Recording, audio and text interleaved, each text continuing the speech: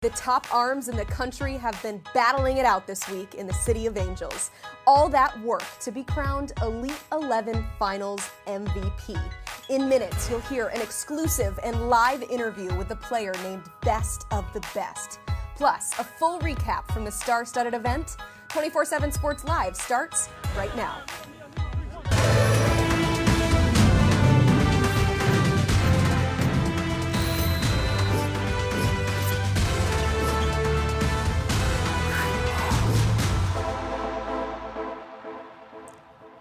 Hello from our Nashville studios. I am Emily Proud. We appreciate you joining us live here on YouTube. If you would be so kind as to hit that like button and make sure that you are subscribed to the channel. It is going to be a loaded show today, so let's go ahead and tell you what's on tap for the show.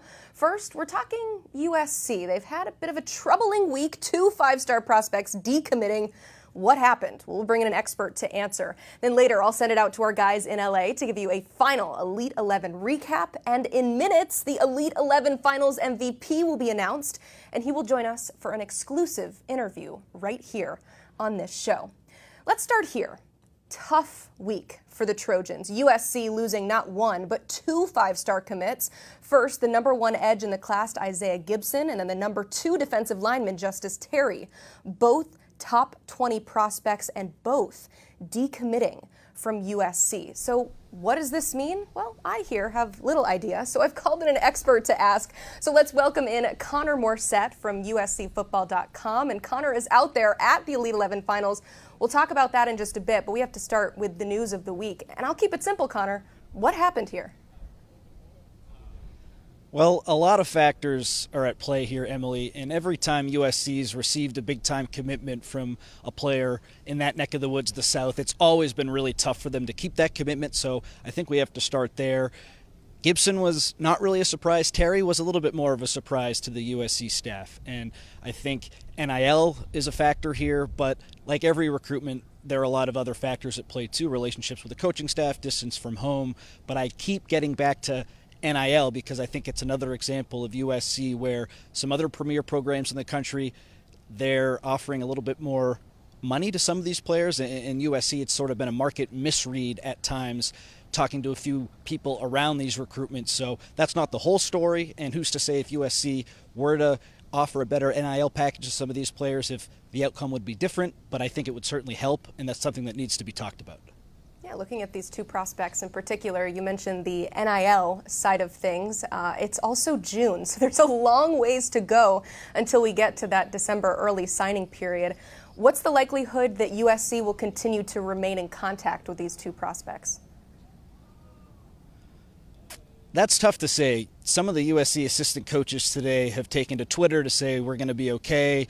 And Eric Henderson, the defensive line coach, said if only some of these players were to know what I'm capable of, is what he implied with that tweet. So that makes me think like the communication will maybe go away a little bit, but everything's so fresh right now.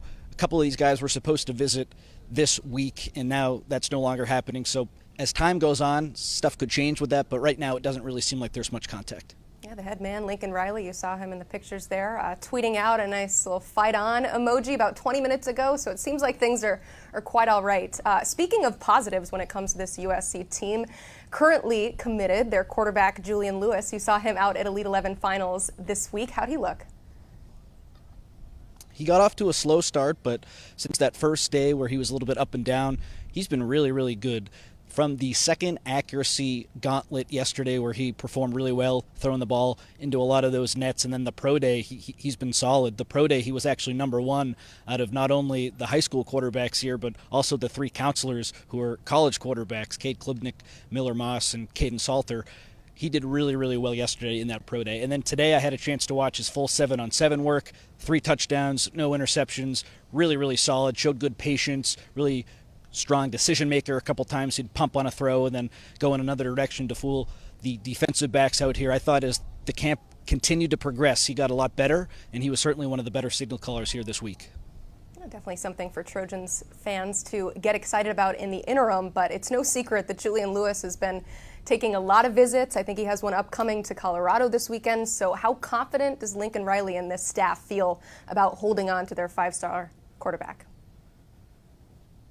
A source told me that Lincoln Riley, after Lewis visited earlier this month, is very confident in the fact that he's going to be able to hang on to Julian Lewis. But then, of course, he visited Auburn, and now he has this Colorado trip upcoming, so he's not totally shutting down his recruitment, which could lead fans and other people in college football to think, well, how confident could you possibly be when this player is going on other trips? To me, I've heard that NIL is in play here again, of course, and one source told me who's close to this recruitment, USC needs to circle the wagons here to get this thing done. So there's a lot of stuff going on behind the scenes with that. I know Julian Lewis and his family, they really, really love Lincoln Riley. They love what Lincoln Riley's done at the quarterback spot historically, the offense at USC. So the Trojans certainly have a lot of really good things in their corner, but there's still some work to be done. Right now, I'd probably give it a 65% chance that he sticks around, but we'll see what happens. I like it. You can never tell with these prospects, and you can definitely never tell in the month of June. Let's end on a high note here. Who are some prospects that USC is looking to land some commitments from in the near future? It's a massive visiting weekend for USC with some of the premier recruits in the country. They lost 2 defensive linemen like we talked about, but then you have 2 edge rushers coming to campus this week in Marco Jones, who lives up in Northern California, and then Alabama edge rusher Jared Smith. Those are 2 guys who the USC staff has been all over. Smith especially, he visited USC in the winter, had a really productive meeting with Eric Henderson, and he's someone who, he is from the South. We have seen what happens when USC goes after these defensive players from that region this week, but he's a guy I could see potentially committing at some point down the line because of that relationship with Henderson. And then Danton Lynn, the new USC defensive coordinator, he's been all over Marco Jones. He's a guy who plays linebacker in high school, but they love him as an edge rusher at the next level. Phillip Bell is a wide receiver from Mission Viejo who will also be visiting. It's down to Ohio State and USC for him. And then Elijah Griffin, a defensive lineman from Georgia, probably a long shot, but he'll be on campus this weekend too. And Eric Henderson, we've seen when he gets a guy on campus, his pitch, it can be really strong. He's another guy who USC is going to give a lot to think about. I love it. Connor, thank you so much for being on the show. We appreciate it. Clearly a lot going on. Thank you. Yeah, with USC football right now. So if you want to check out more of his work, head to uscfootball.com for the very latest. They'll have more on Julian Lewis's performance and what's next for USC recruiting. You can check it all out at uscfootball.com. We have 2 sets in LA because that's how awesome we are. We are all over the Elite 11 finals coverage. And this is officially the part of the show where I get really jealous because I sent it out to all of my friends who are hanging out without me. Blair and the gang out in LA. They're probably going to be talking about this guy, Keelan Russell. We might have some news to break, but first I'm going to send things out to Blair Angulo and the rest of the crew there. Hey guys, how's it going? Love the shades. We are doing fantastic, Emily. I am joined by the Director of Scouting at 247 Sports, Andrew Ivins, as well as National Recruiting Analyst Cooper Patagna. Day 3, the event has wrapped up. The initial workout, day 1. Day 2 was the Vices Pro Day, which is obviously a needle mover for some of these events. But day 3, 7-on-7, and we got to see a lot of the decision-making that these quarterbacks are able to do and what got them here. What was your main takeaway from day 3, Andrew? Keelan Russell, the Alabama commit, surgical, right? He's the second youngest prospect in attendance. Comes into the off his junior season. You know, he had the best completion percentage amongst these 20 quarterbacks, best yards per attempt. I thought during 7-on-7 play, we saw the velocity. We saw him, the accuracy. He puts the ball on the mark, and he threw wide receivers open. His 7-on-7 game, he had 5 touchdowns, 0 interceptions, one of the best of the day. Yeah, I'll follow up with that. Keelan Russell, this is a difficult day for these quarterbacks because they're thrown to receivers they've never worked with, right? So a lot of these guys that come out, it's day 3, they're fatigued. This is kind of the adversity day. You want to see how these guys are going to respond. A lot of these guys struggle out of the gates. Keelan Russell has been consistent from day 1 to day 3. He's got a high competitive drive. I love the way he handles himself. He might not be the best prospect here when you're projecting to the NFL draft, and he is close. He's in that conversation. But in terms of best pure football player and everything else that go with it, Keelan Russell's got all the goods. Love the fit with Kalen DeBoer. That's really the day 3 takeaway. Love what I saw from him. A phenomenal weekend here, a week here for Keelan Russell, and a little bit of breaking news. He has been named the Elite 11 MVP for this week for all the work that he's done. Initial workout, the Pro Day, the Accuracy Challenge, and today's 7-on-7. Let's go to another topic, and this is maybe the one that a lot of fans are curious about, because we have five stars in the top 24/7. Are there any guys, and I'm going to begin with you, Coop, who maybe are pushing to get that extra star? Yeah, I got a big smile on my face because we talk about this all the time. How about Deuce Knight? I'll ride with him out of Mississippi. Played at Tennessee last year at Lipscomb Academy for a couple weeks, and this is a guy coming into the event. He only completed 56% of his career passing attempts. He has put together a really good offseason. He started working with a private quarterback coach in March, and you see that kind of show up. He had a big day 2, followed it up with a strong day 3 as well. When you think about the 5-star, obviously you have to have the physical traits. He has all that. He's got the genetics. He's got the track and field background as well. Everything you want there in terms of a passer, it's there. He's just got to keep getting better and better and better.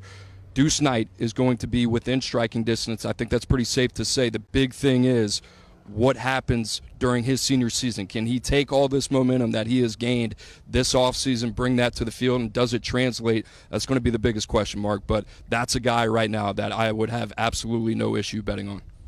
And I think Keelan Russell, right? You want to talk about someone in striking distance, the way we kind of position these rankings coming into the summer, knowing that we had the Elite 11 finals, Keelan Russell was right there. 3 quarterbacks kind of in that group. You also put Matt Zollers in there. And I think Keelan Russell is going to make it very hard for us not to name him a 5-star when we update again heading into his senior season. You want to talk about the player. I mentioned he's on the younger side. I think he's an elite playmaker, right? If you're looking for a guy to create some magic, think Lamar Jackson with the Baltimore Ravens. Think Lamar Jackson with the Louisville Cardinals.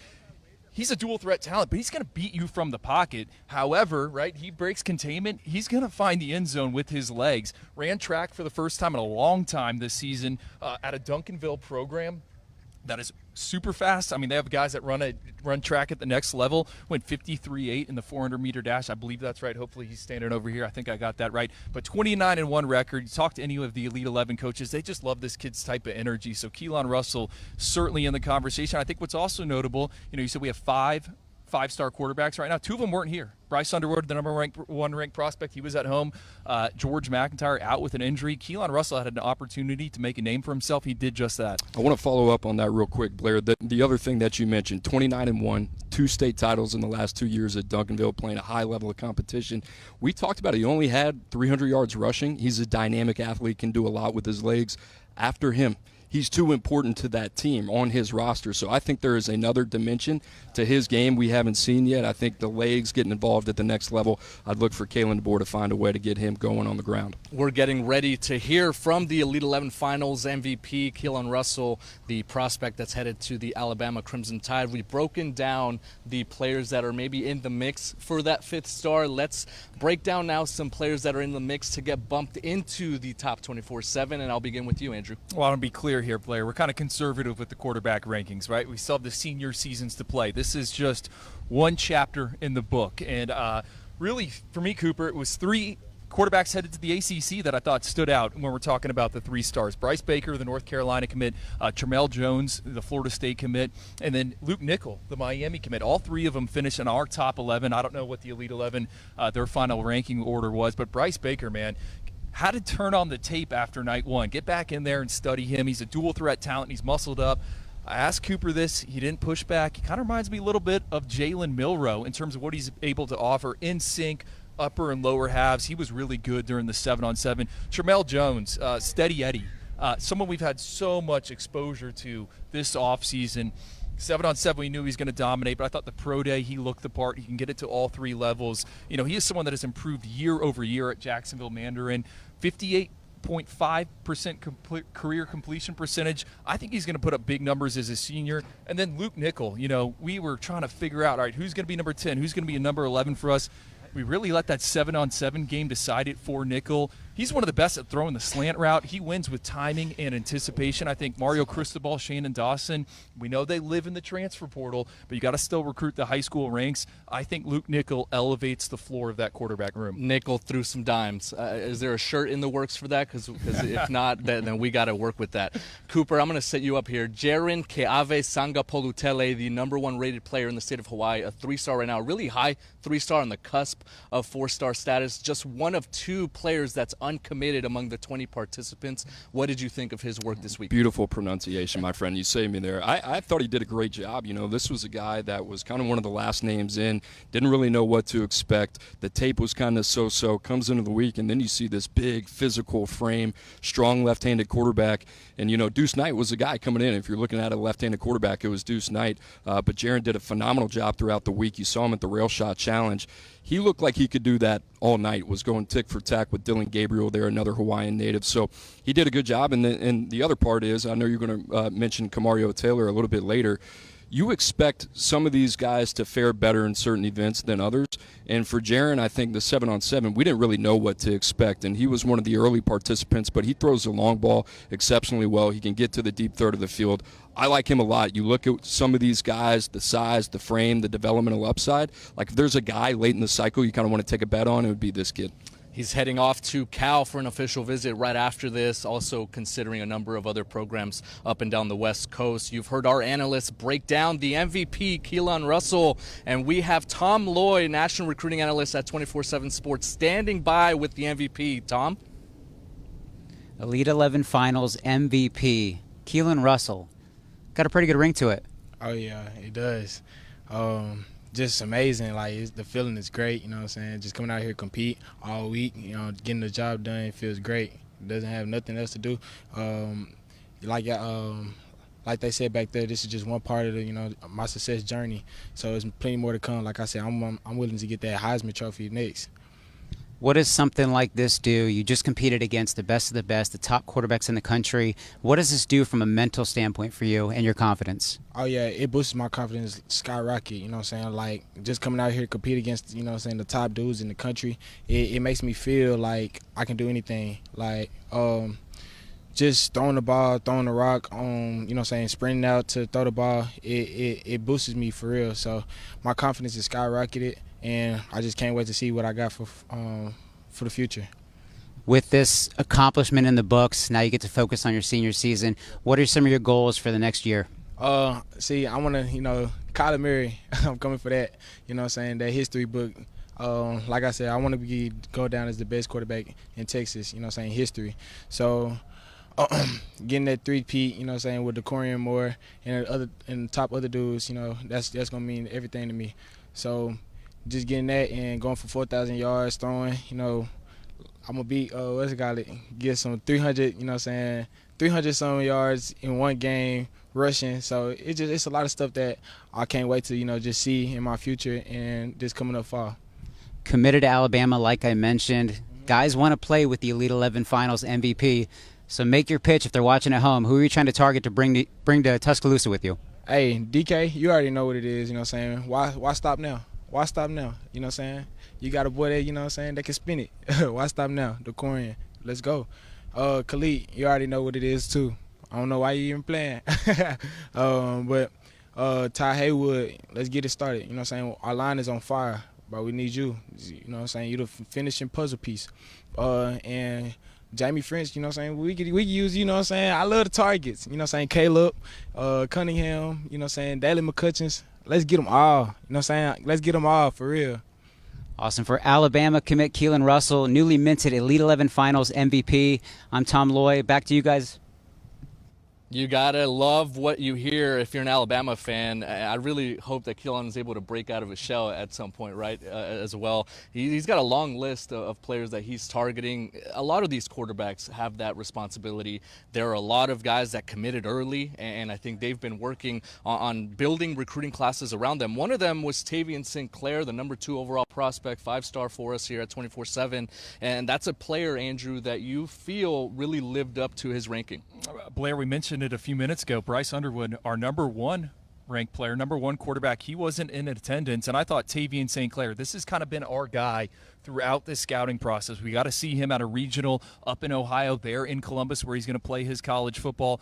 He's got everything you want. Prototypical size. He can make all the throws. He's very good on the move. I thought it was a strong week for him. I know he wasn't the MVP. I think he finished number 2 for the Elite 11. He's our alpha dog, and that's because I think it's the total package. When you're trying to project towards Sundays, he's what you're looking for. And just sizing him up against these other quarterbacks, I mean, he's built different than these other guys. He's gotten better and better the past couple of years at his high school. He's going to be the first prospect, deep Power 5 prospect out of his high school since the 60s, right? And he's someone that wants to be at Ohio State. I love the way he's wired. You heard that all week from the Elite 11 staff. I think he's the real deal. He lived up to the ranking at number 2. I thought it was a toss-up between Tavian St. Clair and Keelan Russell. And here's the thing. I think a lot of people are going to see the Elite 11 ratings, who won the MVP, and Keelan Russell. He deserves that. Tavian St. Clair, I think for a guy that's running number 2 here, had one of the best weeks that we've seen with a guy that finished that position. You mentioned it. He's ranked the number 2 player in the country. He's only behind Bryce Underwood.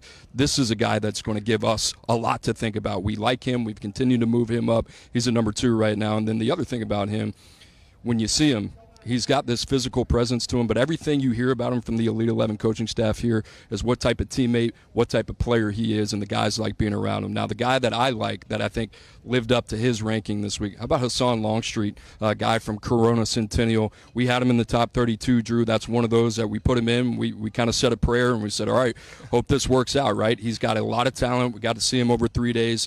Banged up his foot on Monday night, comes out here on Tuesday, competes, a lot of adrenaline rushing. I think the injury kind of hindered him throughout the rest of the week. But you talk about a guy that's got the goods, everything, can play off platform, can make every throw on the field, looks like a middle infielder.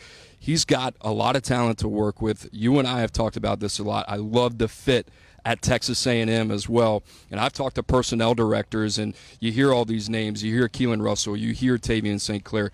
Hassan Longstreet is a guy that a lot of people wanted. That is a huge win for Texas A&M and Mike Elko. A lot of reasons to be really excited about that young man. I mean, you got to give a lot of credit to Colin Klein as well, the new assistant coach there at A&M, who beat out a number of other SEC programs, beat out some West Coast schools. Oregon's been a school that's still been pushing for Hassan Longstreet. So a lot to like there about what he was able to do this week as a 5-star prospect. Let's wrap things up here from Manhattan Beach, California. Overall takeaways from the 3 days, Andrew. I'm going to bring up a name we haven't talked about on the show yet, Julian Lewis. I think the reclassification is certainly interesting for the USC commit. He was the youngest kid in attendance here, 16 years old. We've seen some quarterbacks skip a year high school, and the track record, it isn't great, right? We've studied this. Jake Bentley, JT Daniels, Gavin Wimsatt. We still don't know about Austin Mack. Yes, Quinn Ewers led Texas to the college football playoff. Julian Lewis, alongside these guys, I mean, he is not physically as gifted as some of those other ones. You know, he was strong on night 2 during that accuracy challenge during the pro day. He had the highest score there. He hit his marks. Thought we would see a little more juice on the football, kind of a one-speed thrower. He gets it where it needs to be, but he's not the most dynamic mover in the pocket for a guy that's undersized, and I think that's so important for the position. So he's given us a lot to kind of marinate on, especially with Keelan Russell, Tavian St. Clair. You mentioned Deuce Knight, Hassan Longstreet. Finishes number 6 in the rankings for us. I think there's a reason, right? We had some questions about, hey, you drop him into this bucket of quarterbacks. Where does he kind of rank? And I think he's in that second tier. I think there's a clear first tier, right? That's my biggest takeaway. And Bryce Underwood's not here. He would be in that conversation. Then you look at Tavian St. Clair. Then you look at Keelan Russell. Then you look at Hassan Longstreet. And then after that, who can get into that conversation? For me, there's only really one name. I think that's Deuce Knight. I had a lot of expectations for the Missouri commit and Matt Zollers. He was a guy kind of knocking on the door. You know, this was a good moment for us to kind of see him this week and kind of see where he is physically. He's got to put on some weight. He is a loose athlete, moves really well in the pocket. I think the biggest thing for him, peaks and valleys, right? That consistency that we talk about. And it was Deuce Knight. That was the guy that came out kind of being the more consistent player. And, you know, Ryan Montgomery is another one of those names. A name that we didn't mention in that group is Julian Lewis. And here's the other thing. This is not just one event. We've been watching these guys throughout the entire offseason. We've been at all the UA Next camps. We've seen these guys multiple exposures over years. We have 2 years of tape as well. This is kind of the pinnacle before they go into that senior season. So, we feel pretty good. I feel pretty good about that top group of passers, who are the guys knocking on the door for the top 32 spot. And guess what? This event is really here to kind of see who's who. You got 20 of the best guys in the country. What do they look like physically? What do they look like from an arm talent standpoint? We got a pretty good idea of what that looks like heading into the next rankings update. A huge week for a lot of quarterbacks as we got to see the next wave of college football stars here in Los Angeles. Emily, back to you in the studio. Thank you guys so much. If you didn't happen to get nearly enough coverage from our 247 Sports YouTube page right here of Elite 11 finals coverage, make sure that you check out everything on 247sports.com. You can read all those recaps online. Plus, Tom Loy talked to every single quarterback at the event. He has been hard at work, so you can watch all of those on 247sports.com. I am going to say goodbye now, but I hope that you head into your weekend with some of the confidence that Keelan Russell has. Man, that guy got me fired up to see him at the next level. For all of our guys out at the Elite 11 Finals in LA, I'm Emily Proud, and this is 247 Sports Live.